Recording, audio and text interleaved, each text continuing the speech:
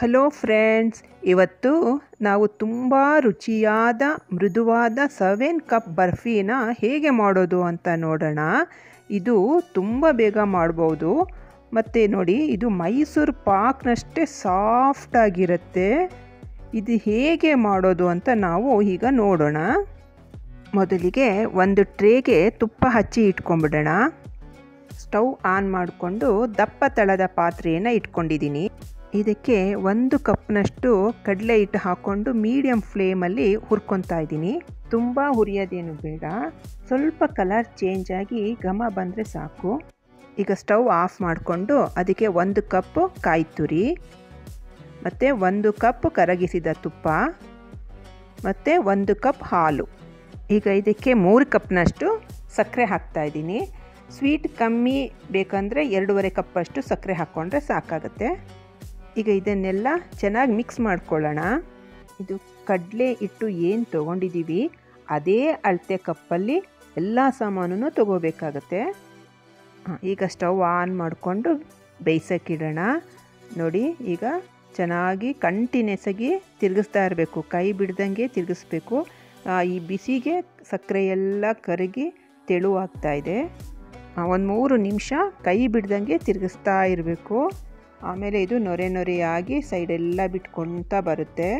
ಈ ಬರ್ಫಿಗೆ 7 ಪದಾರ್ಥಗಳನ್ನು ಹಾಕೋದ್ರಿಂದ 7 ಕಪ್ ಬರ್ಫಿ ಅಂತ ಕರಿತೀವಿ.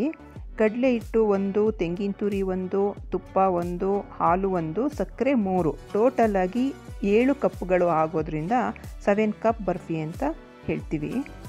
ಇದನ್ನು ಸರಿಯಾದ ಹದದಲ್ಲಿ ತೆಗಿಬೇಕಾಗತ್ತೆ. ಸ್ವಲ್ಪ ಬೇಗ ತೆಗೆದ್ರೂ ಅಂಟಂಟಾಗ್ಬಿಡುತ್ತೆ, ಇಲ್ಲ ಸ್ವಲ್ಪ ಲೇಟಾಗಿ ತೆಗೆದ್ರೂ ಪುಡಿ ಆಗೋಗ್ಬಿಡುತ್ತೆ. ಆಗ ಪೀಸಸ್ ಬರಲ್ಲ. ನೋಡಿ, ಈಗ ಗೂಡಾಗಿ ಸೈಡೆಲ್ಲ ಬಿಟ್ಕೊತಾ ಬರ್ತಾಯಿದೆ. ತುಪ್ಪದಲ್ಲಿ ಕಡಲೆ ಹಿಟ್ಟು ಬೇಯ್ತಾ ಇರೋದ್ರಿಂದ ತುಂಬ ಚೆನ್ನಾಗಿ ಘಮ ಬರ್ತಾ ಇದೆ. ಈಗ ನಾವು ಏಲಕ್ಕಿಯನ್ನು ಪುಡಿನ ಹಾಕ್ಕೊಳ್ಳೋಣ.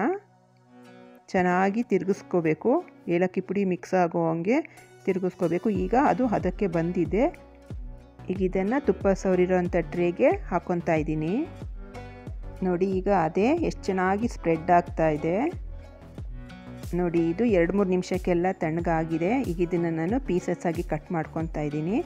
ಸ್ಕ್ವೇರ್ ಪೀಸಸ್ ಮಾಡ್ಕೊತಾ ಇದ್ದೀನಿ. ನಿಮ್ಗೆ ಯಾವ ಶೇಪ್ ಇಷ್ಟ ಆಗುತ್ತೆ ಆ ಶೇಪಲ್ಲಿ ನೀವು ಕಟ್ ಮಾಡ್ಕೋಬೋದು. ನೋಡಿ, ಈಗ ಪೀಸಸ್ ಎಷ್ಟು ಚೆನ್ನಾಗಿ ಬರ್ತಾ ಇದೆ.